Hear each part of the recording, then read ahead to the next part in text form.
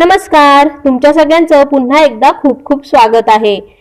भाविकांना आलेले विविध अनुभव रोज तुमच्या समोर घेऊन येत असते। जर का तुम्हाला हे अनुभव आवडत असतील तर कृपया आपल्या चॅनलला सबस्क्राइब करा, बेल आयकॉन क्लिक करा, ज्यामुळे येणाऱ्या व्हिडिओचे नोटिफिकेशन्स तुम्हाला मिळत राहतील।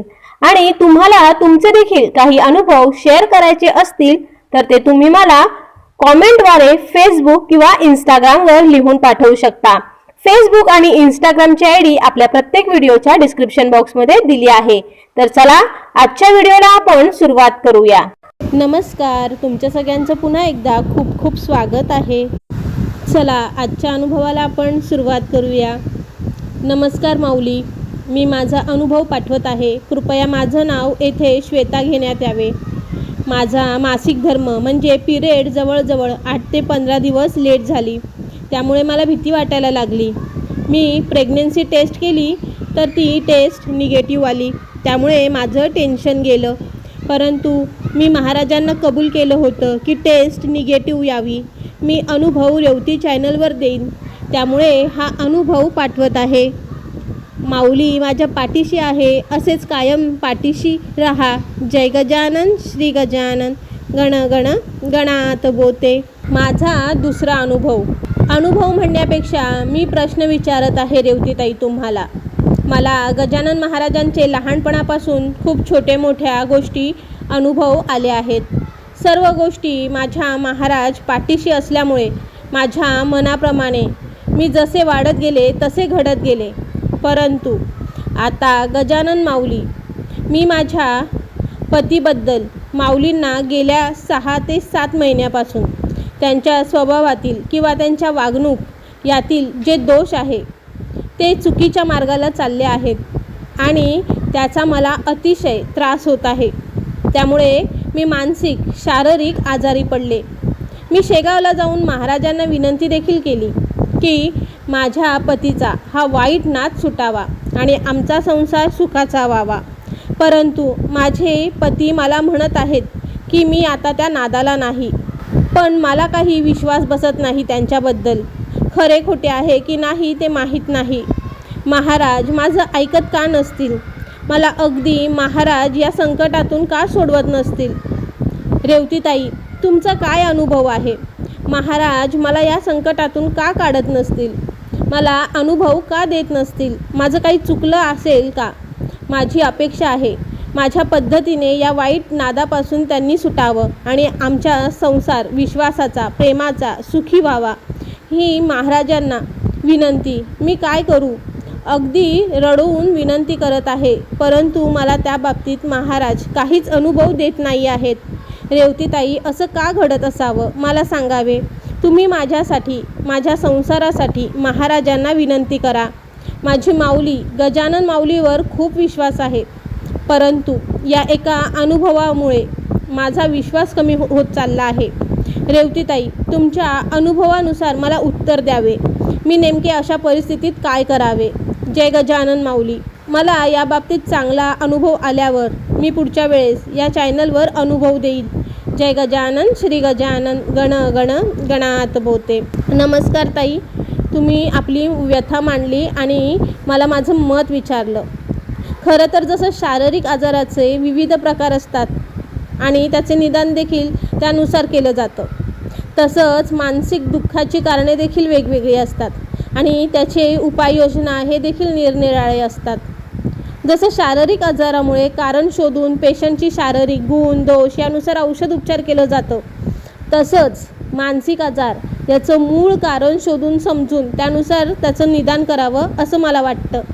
म्हणून तुमच्या माहेरी सासरची एकंदरीत परिस्थिती कशी आहे हे समजून घेतल्यास तुमची समस्या सोडवण्यासाठी योग्य निदान सापडण्यास तुम्हाला मदत होईल। शिवाय काही समस्या सोडवण्यासाठी योग्य वेळ आणि काळ हाच उत्तम पर्याय असतो।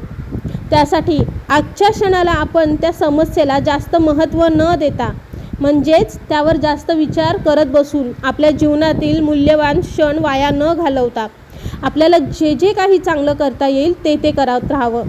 त्या आजच्या चांगल्या कामाचं पुण्य संचय होऊन तुमचं भविष्य खूप सुखकारक होईल। त्यासाठी तुम्ही गजानन विजय ग्रंथ यातील तुकाराम शेगोकर यांच्या कथेतून बोध घेऊ शकता. तुकाराम शेगोकर यांच्या मस्तकात शर्रा अडकून त्यांचं मस्तक सतत दुखत होतं आणि ते दुखणं डॉक्टरांना देखील दूर करता आलं नाही. शेवटी त्यांनी 14 वर्ष तो त्रास सहन करत महाराजांचा मठ झाडलोट करण्याची सेवा 14 वर्ष केली व त्यांच्या मस्तकातील छर्रा आपोआप गळून पडला आणि त्यांचं मस्तक दुखायचं थांबलं. ताई, तुम्हाला देखील कदाचित तोच संयम ठेवून सेवा करावी लागेल, कुठलीही तक्रार न करता. योग्य वेळ आली की तुमची समस्या आपोआप दूर होईल असं वाटतं. बाकी मनापासून मी महाराजांना प्रार्थना करते की आपल्याला ते प्रत्येक सुखदुःखात साथ देवो आणि तुमच्या आयुष्यात लवकरच सुखाची पहाट येवो. जय गजानन श्री गजानन गण गण गणात बोते. मला अपेक्षा आहे मी दिलेलं उत्तर तुम्हाला पटलं असेल. जय गजानन श्री गजानन गण गण गणात बोते. आता वेळ आहे प्रश्नमंजुषेतील आपला आजचा प्रश्न विचारण्याची. महाराजांच्या समाधीपुढे शतचंडीचे अनुष्ठान कोणी करवून घेतले होते ते सांगायचं आहे. प्रश्न पुन्हा एकदा, महाराजांच्या समाधीपुढे शतचंडीचे अनुष्ठान कोणी करवून घेतले होते ते सांगायचं आहे. आता बघूया मागील प्रश्नाचं बरोबर उत्तर काय आहे. तर उत्तर आहे, महाराजांनी विठ्ठलाचे दर्शन श्री बापूना काळे यांना घडवले होते. आणि ज्यांनी बरोबर उत्तरं दिली आहेत त्यांची नावे पुढील प्रमाणे. पहिलं शिल्पास किचन, 2 शुभांगी वानखेडे, 3 प्रज्ञा मोघे, 4 राजेंद्र मोघे, 5 विद्या वानखेडे, 6 मनोरमा शेर्की, 7 आयुष वाघ, 8 विद्या भडंगे, 9 रमेश काळे, 10 निलिमा देहाले, 11 रामदास रायबोले, 12 आईस बियर, 13 सौ मुक्ता चेउलवार, 14 राजकुमार पाटील, 15 अंजली पाटणकर, 16 मृणालिनी भिंगे, 17 श्वेता देशमुख, 18 रेखा महाजन, 19 तृप्ती आखरे, 20 मालती शुक्ला, 21 सुप्रिया वाघ,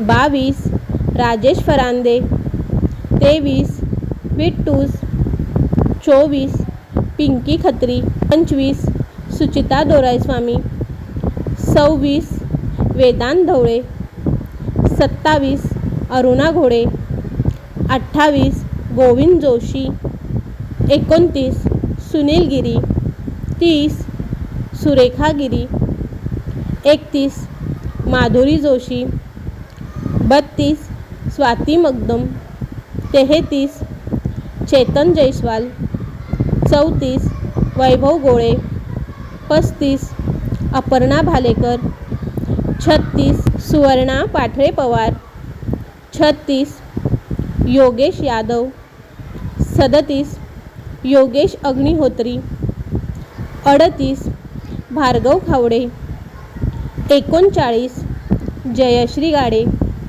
40 रामेश्वरी देसाई, 44 पपिता बुरकंडे, 46 किशोर पाटील, 47 पार्वती नागरे, 48 गोपाल गावंडे, 49 मंगला टिकले. तर तुमच्या सगळ्यांचे मनापासून खूप खूप धन्यवाद. असाच जास्तीत जास्त सहभाग घेत राहा आणि बरोबर उत्तरं देत राहा. आणि जर का तुम्हाला आपला आजचा अनुभव आवडला असेल तर व्हिडिओला लाईक करा, जास्तीत जास्त लोकांबरोबर शेअर करा.